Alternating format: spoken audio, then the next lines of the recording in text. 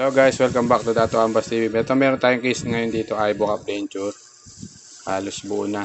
Tatlo na lang yung ipin sa taas. Ayan. Ito yung case na yung ipin ay Natura Tone Teeth. Pwede nyo rin paggamit tong ipin na to dahil matibay at hindi nag-stain, no? Magandang klase ng ipin.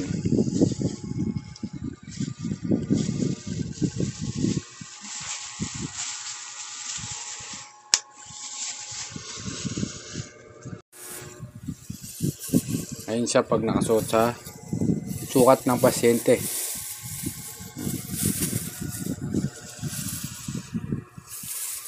Ayan. Tapos ito naman yung flexible nya. Ito flexible, maganda sana na gawin dito.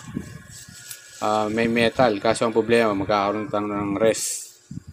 Ang problema nito kasi tatama yung ipin sa taas. Ayan, may contact. Ayan o.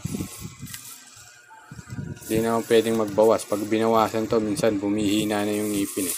Kaya ang ginawa ko is flexible denture, pero ang style niya metal. Ayan. Ito. Kaya ako ganito ginagawa kasi nga may kadalasan yung mga iba pag pre-end ibig sabihin nasa dulo yung pustiso. Ayan o, di ba? Layo. Ngayon ito matatakpan eh. Ito.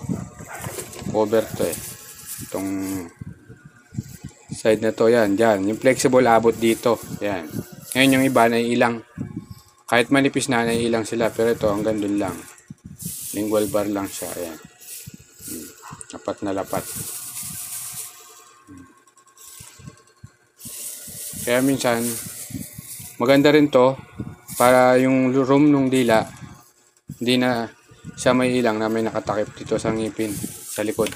Lalo na sa baba. Oh. Ito yun pag suot. Yan.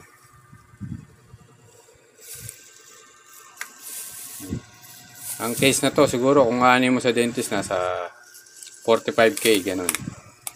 40k, 45k ganun ang estimation na itong price na ito. Oh, thanks for watching. Bye bye.